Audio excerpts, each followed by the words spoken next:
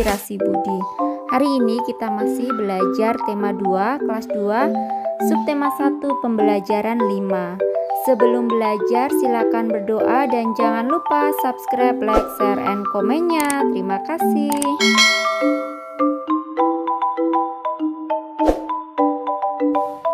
Konten ini saya buat untuk membantu orang tua dalam membimbing putra-putrinya belajar di rumah. Jawaban bersifat terbuka agar dimungkinkan bagi siswa dan orang tua dapat mengeksplorasi jawaban yang lebih baik. Buka buku tema 2 kelas 2, subtema 1, pembelajaran 5, halaman 36. Ayo membaca. Bacalah teks percakapan berikut bersama temanmu. Nah, ini ada perahu kertas dan balon. Perahu, bagaimana cara kamu berlayar? Tanya balon kepada perahu kertas. Dengan bantuan angin balon, jawab perahu kertas. Angin, apa itu angin? Tanya balon.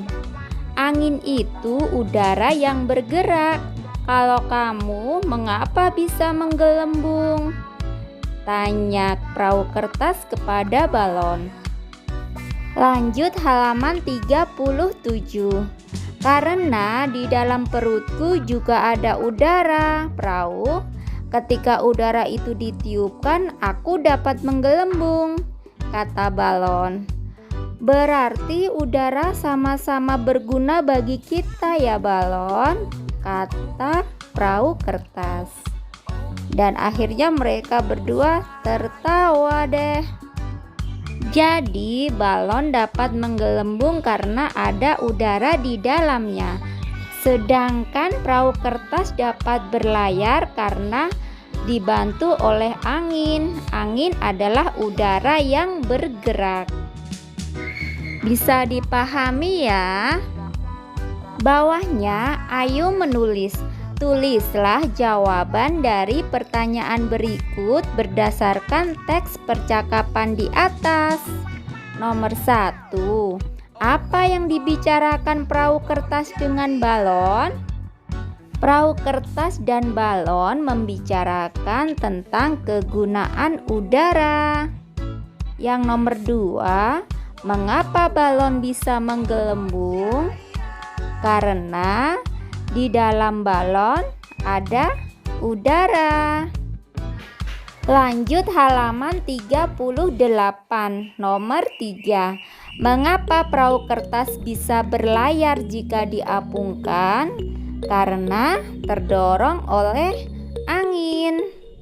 Yang nomor 4, sebutkan beberapa benda yang memiliki sifat yang sama seperti balon. Contohnya apa? Hayo. Yang isinya itu adalah udara, yaitu seperti ban sepeda, ban mobil, pelampung, dan lainnya. Ayo lakukan kegiatan berikut untuk mengetahui sifat-sifat benda. Sifat-sifat benda. Alat dan bahan yang diperlukan yaitu pertama, balon, yang kedua, kantong plastik bening. Cara kerjanya, yang pertama, tiuplah balon sampai menggelembung. Kemudian, ikat mulut balon dengan karet. Yang kedua, tiuplah kantong plastik sampai mengembang. Selanjutnya, ikat mulut plastik dengan karet. Yang ketiga, amati bentuk balon dan kantong plastik tersebut. Bagaimanakah bentuk balon dan kantong plastik? Apa simpulanmu? Kesimpulannya, bentuk udara yang ditiupkan ke dalam balon dan kantong plastik berbeda. Bentuk udara yang ditiupkan ke balon akan berbentuk seperti balon, Demikian juga untuk udara yang ditiupkan ke kantong plastik, bentuknya akan seperti kantong plastik. Jadi, sifat udara berubah tergantung tempatnya. Bawahnya, ayo membaca. Dengarkan gurumu membaca teks berikut. Meniup balon. Balon terbuat dari bahan karet. Karet bersifat lentur dan elastis. Saat kita meniup balon, udara masuk ke dalam balon. Balon yang kita tiup akan menggelembung. Udara akan menekan balon ke segala arah. Udara dalam balon akan menyesuaikan dengan bentuk balon. Begitu juga dengan kantong plastik. Artinya, bentuk udara mengikuti bentuk wadahnya. Lanjut halaman 40. Ayo menulis. Setelah mendengarkan isi teks yang dibacakan gurumu, jawablah pertanyaan berikut. Nomor 1. Bagaimana bentuk udara ketika ditiupkan ke balon? Bentuk udara seperti balon. Nomor 2, bagaimana bentuk udara ketika ditiupkan ke kantong plastik? Bentuk udara ketika ditiupkan ke kantong plastik seperti kantong plastik. Nomor 3, apakah sama bentuk udara ketika ditiupkan ke balon dan kantong plastik? Bentuk udara ketika ditiupkan ke balon dan kantong plastik berbeda. Nomor 4, bagaimana menurutmu sifat udara? Sifat udara akan berubah tergantung tempatnya. Nomor 5, ceritakan kembali secara lisan isi teks meniup balon. Lanjut halaman 41. Ayo mengamati. Amatilah gambar berikut ini. Ini ada gambar anak-anak sedang melakukan permainan dengan menggunakan balon. Balon dijepit di kedua belah paha. Kemudian mereka melakukan gerakan sambil bernyanyi kepala, pundak, lutut, kaki. Gerakannya disesuaikan dengan lagunya. Kalian tentunya sudah hafal ya lagu kepala, pundak, lutut, kaki. Kalau yang belum, mari kita nyanyikan lagu kepala, pundak, lutut, kaki bersama-sama.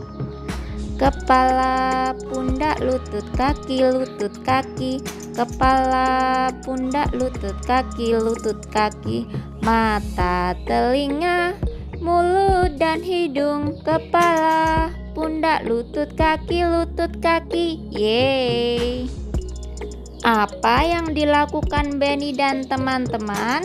Mereka sedang melakukan permainan kepala, pundak, lutut, kaki. Pernahkah kamu melakukan permainan tersebut? Mungkin di antara kalian ada yang pernah, ada juga yang belum ya. Lakukan permainan kepala, pundak, lutut, kaki bersama teman-temanmu. Bawahnya, ayo membaca. Bermain ada aturannya. Setiap aturan permainan harus dipatuhi. Ketika bermain tidak boleh curang. Aturan tidak hanya ada dalam permainan saja. Di rumahku juga ada beberapa aturan. Teman-teman mau tahu? Lanjut halaman 42. Di bawah ini ada beberapa aturan di rumah Benny. Bacalah dengan lafal dan intonasi yang tepat. Aturan di rumahku. Nomor 1, bangun pagi pukul 5. Setelah bangun, merapikan tempat tidur. Yang ketiga, selalu minta izin bila bepergian. Yang keempat, Dalam bermain tidak boleh lupa waktu. Yang nomor 5, setelah makan membersihkan meja dan mencuci piring. Yang keenam, sore hari membantu pekerjaan orang tua. Nomor 7, pukul 7 belajar dengan rajin. Yang kedelapan, pukul 9 malam tidur. Bawahnya, kamu telah membaca beberapa aturan di rumah Benny. Bagaimana dengan aturan di rumahmu? Berilah tanda centang atau checklist pada kolom yang sesuai. Nomor 1, kegiatannya menonton sampai larut malam. Perlu dilakukan atau tidak boleh dilakukan? Tidak boleh dilakukan. Jadi kita kasih tanda centang atau checklist. Yang nomor 2, yaitu kegiatannya membantu ayah dan ibu. Perlu dilakukan atau tidak boleh dilakukan? Perlu dilakukan. Jadi kita kasih tanda centang atau checklist. Yang nomor 3, mengerjakan PR. Perlu dilakukan atau tidak boleh dilakukan? Perlu dilakukan. Jadi kita kasih tanda centang atau checklist. Yang keempat, bermain dengan curang. Perlu dilakukan atau tidak boleh dilakukan? Tidak boleh dilakukan karena curang adalah perbuatan yang buruk. Lanjut halaman 43. Nomor 5, kegiatannya minta izin kepada orang tua bila akan bepergian. Perlu dilakukan atau tidak boleh dilakukan? Yaitu perlu dilakukan. Jadi kita kasih tanda centang atau checklist. Bawahnya, ayo menulis. Berdiskusilah dengan ayah dan ibu tentang aturan di rumahmu. Tuliskan aturan tersebut pada kolom berikut. Nah, aturan di rumah pasti berbeda-beda ya. Jadi kalian tulis sesuai dengan aturan yang ada di rumah kalian. Misalnya saja nomor 1, setiap akan bermain PR harus sudah dikerjakan. Yang kedua, tidak boleh bermain terlalu lama dan harus makan teratur. Bisa juga ditambah merapikan tempat tidur, terus membersihkan kamar ya. Jadi itu tadi hanya alternatif jawaban saja ya. Nanti kalian buat aturan yang ada di rumah kalian masing-masing. Kerjasama dengan orang tua. Orang tua dan siswa berdiskusi tentang aturan di rumah dan mengajak siswa untuk membiasakan mematuhi aturan.